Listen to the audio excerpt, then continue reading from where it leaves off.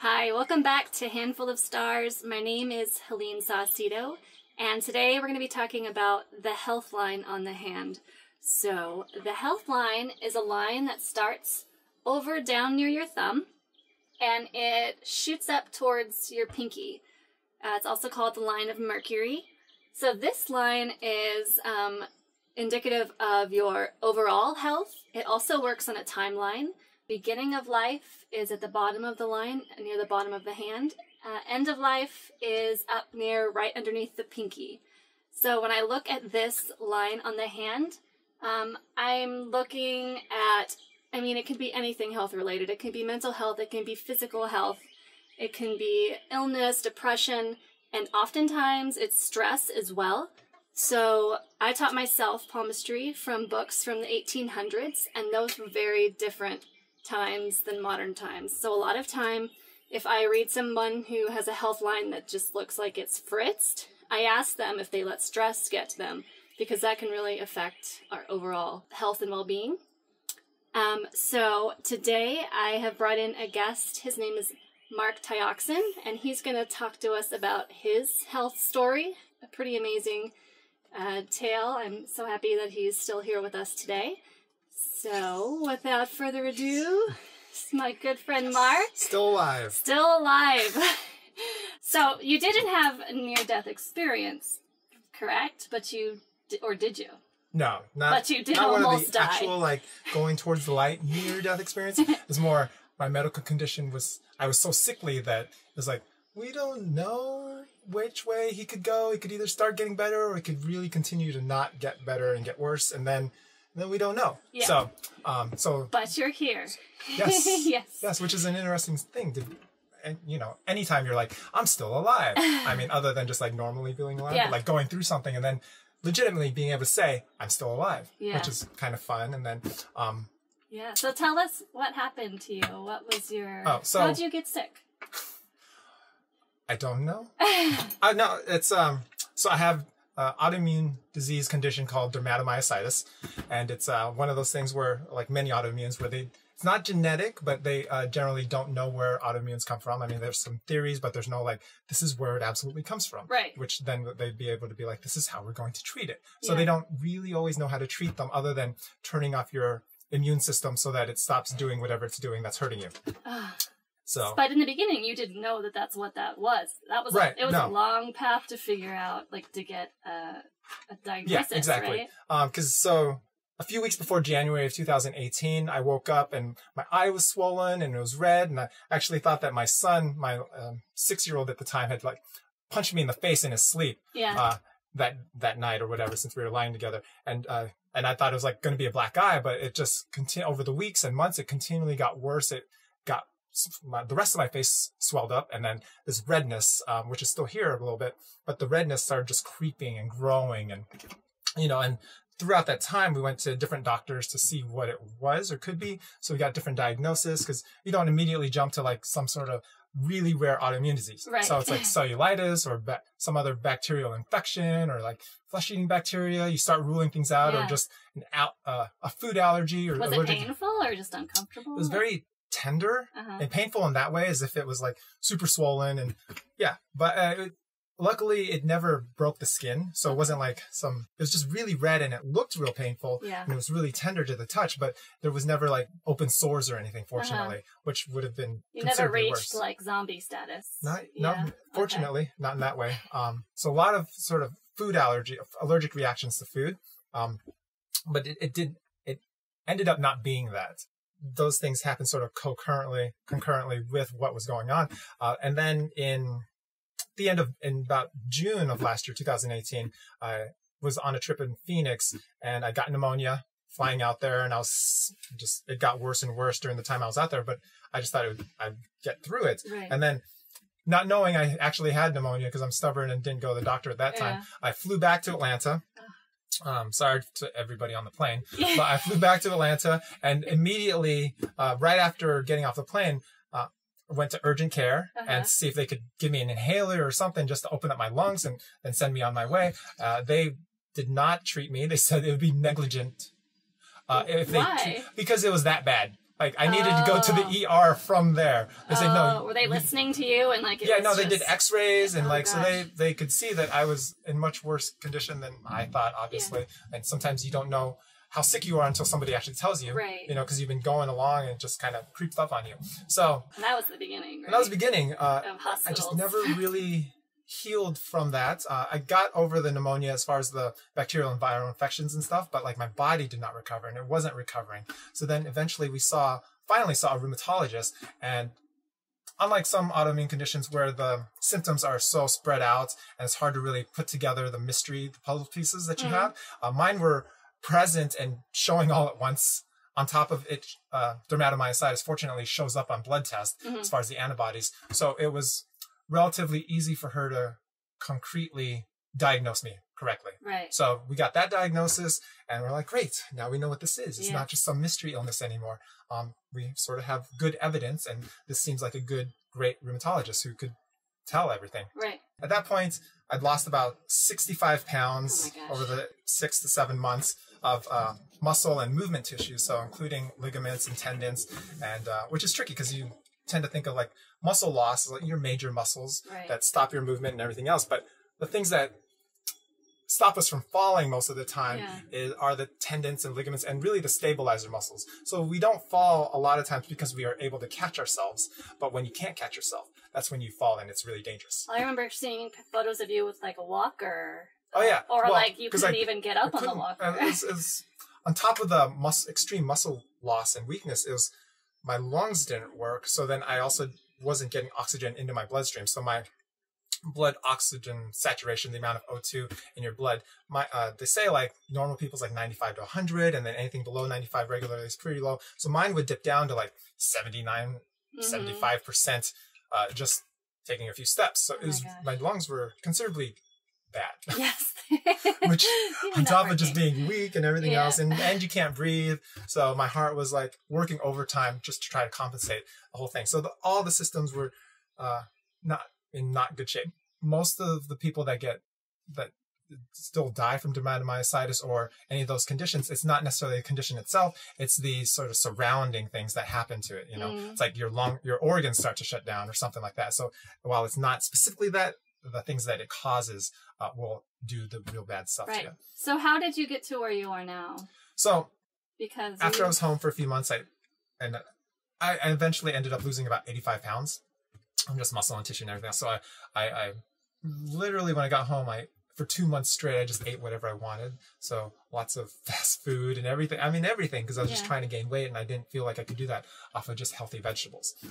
But at some point, I knew that my face was still very swollen. There was still a lot of redness to it. So what I like to say is the prescription meds and everything else that they gave me in the hospital and the doctors gave me, saved my life and got me healthy enough to finally start becoming healthy. Right. So, and it wasn't until about 2 or 3 months after I left the hospital that I decided, after eating everything I could and wanted to, I decided, okay, I really need to look at the diet component of my health. And I decided to go on this AIP diet, which is the Autoimmune Protocol sort of food plan, which removes pretty much. So it's like vegan, but further, correct? No. You can have protein. You can have meat. Right. I do eat meat. So it removes anything that might be anti-inflammatory and that also irritates the gut. So gut lining. What are the no's? There's quite a bit. It's no dairy, obviously, which is an easy one, and then no grains. Which is gluten-free and everything else, but no grains, no pseudo grains, so like quinoa, no beans, no legumes, none of that, no nightshades, which is usually not that hard, except it includes tomatoes and potatoes. Oh gosh. So no nightshades, no nuts, nothing made from nuts, so no nut milks, no nut flours, instead of the grain flours, no seeds, which is harder mostly because the best spices are made from seeds. So like, I didn't even think about that. Yeah, any of the really good spices are made from seeds. Yeah. And then another one is, what's difficult is no peppers. So because they're nightshades. Yeah. So what can you eat? Exactly. So you have a thing now, you call it Beautifully Delicious. Is it beautifully or beautiful? Beautiful Delicious AIP. Yeah, so that's sort of the project that I work on as far as what I teach what AIP is, and then the food plan or what foods you can eat on it, and also how to cook them. Which before I started this, I didn't really know how to cook. I could cook my 3 things that I was good at, which is like steak and eggs, rice, and steak, eggs, rice, and biscuits. Because we live in the South, and you need to know how to make a good biscuit. Right. So with your eggs, especially. So that's pretty much the extent of what I knew how to cook. But with the autoimmune protocol, you really have to cook all your food, because you can't do any industrial oils. So no canola oil, no seed oils, no dairy. So when you eat out, that's pretty much what they cook in, canola or peanut oil or butter. Right. So, it's very difficult to eat out. And if you do, it's like, I have steamed vegetables, and you don't want to pay $12 for a plate of steamed vegetables. Yes. Fortunately, the idea is that on the autoimmune protocol, there's this sort of initial 30-day elimination phase where you go hardcore, and then you reevaluate everything. If it's actually working for you, you may continue doing it, or you may just start to reintroduce foods depending on your level. So I think I'm about 4 or 5 months into it, and I'm still having the inflammation reduce. So I'm going to go as long. And it's ask any sick person when they are feeling good. It's like, do whatever it takes to continue. So, you look great. We were all very, very scared for a long time. And your community, actually, I want to mention this, your community was really, really there for you guys. You and your wife, Leah, they had a Kickstarter, right? Right. And raised. That was insane. No, it was insane amount of money for you. It was beautiful. Especially, it was close to $40,000, which was, you start those things and you hope and whatever, but you never thought it was going to be that much. And it keeps going, and especially while you're in the hospital and you can't do anything, and you're just like, thank you so much, and everything else. So the new project that's come out of it has got to feel really good to you, because now you're helping other people that are going through the same thing, that are feeling lost or unhealthy.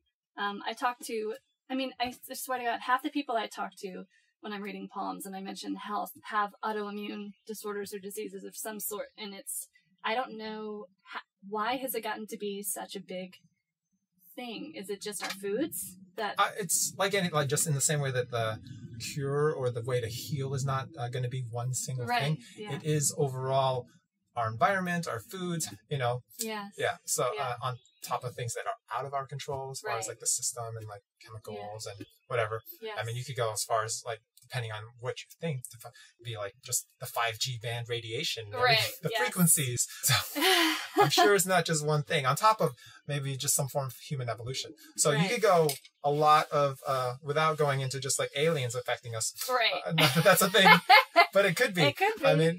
Yes. And so, obviously we work and we operate, you and I and that we know, especially in circles where there is a lot of unknown and it's just messages and everything else. And knowing that, on top of that, science can't prove or even disprove everything, which is good and bad.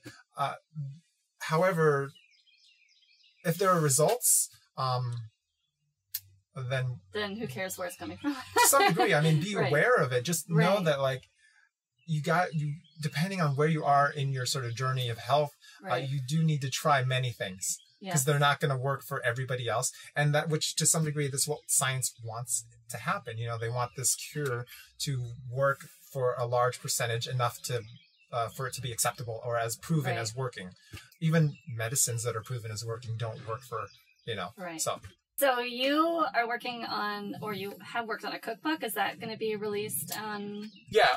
So we are just into June now. So definitely in about 2 to 3 weeks. So by the end of June, for sure, it'll be available on Amazon Kindle. And what's it called? How can I find it? It's called Beautiful Delicious AIP at this point, and it'll just be on Amazon Kindle under like sort of the AIP diets, food plans, and everything else. So anti-inflammatory, and it covers just over 30. It's about 34, 35 plus hearty meals, and with some sides and sauces. Sort of how to cook them. It's pretty simply written, so that there isn't too much like cooking jargon on there, which sometimes I tried to include all the steps so that there weren't missing steps, where if you've ever read recipes and then you follow it to a T and it just doesn't work out. So on top of the recipes being simple enough anyways, but also I found that many cookbooks do not have enough meals that I would actually make in them. True. There'll be like 3 or 4 out of like 100 that I would actually make and eat regularly that or fill up. So this cookbook is specifically designed with hearty meals in mind that would fill you up, that you can scale up or down or whatever, right. To eat instead of just, for me, cookbooks with a lot of salads in them aren't really useful. Sure. Yes. Or side snacks or like, a pear with some cheese, which great. I could have come up with that myself. I don't need a cookbook for that. Right. What I like about what I've done is I've tried to look for recipes from different countries and cultures around the world and made them AIP. So like Turkish dishes, Moroccan, Filipino dishes, Asian dishes are easy, Chinese and Japanese, stir fries and such like that. But try to find more variety than what is generally found in the AIP cookbooks now, which are generally Western recipes and then turned into AIP or whatever. So try to find a bit more diversity in the recipes. Yes. So to wrap this up, I want to show your health line compared to my health line. So let's hold them up under the light.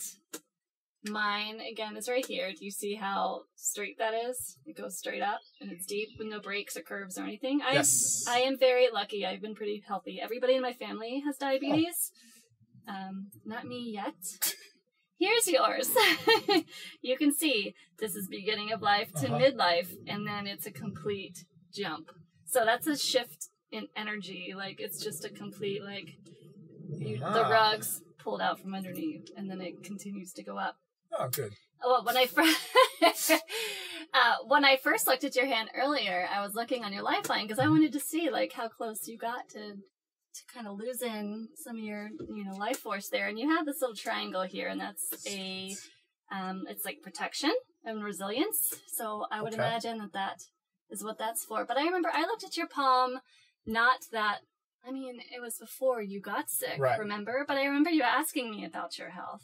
I don't usually tell people health stuff because I don't want them to plant a seed and manifest something that whatever. But seeing it, with this hindsight of you going through this, it's pretty interesting that, you're 40, right?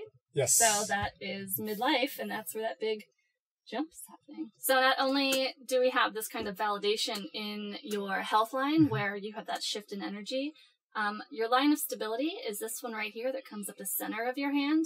And I'm going to have a show on the line of stability, but just to give you a taste of how this relates to you, it's career, finance, and just how safe you feel, how you create your life. So this is a very confident, I'm going to be able to take care of myself in terms of money, just environment. But you have a second line of stability that starts over here in the Mount of Luna, and that is a very spiritual place.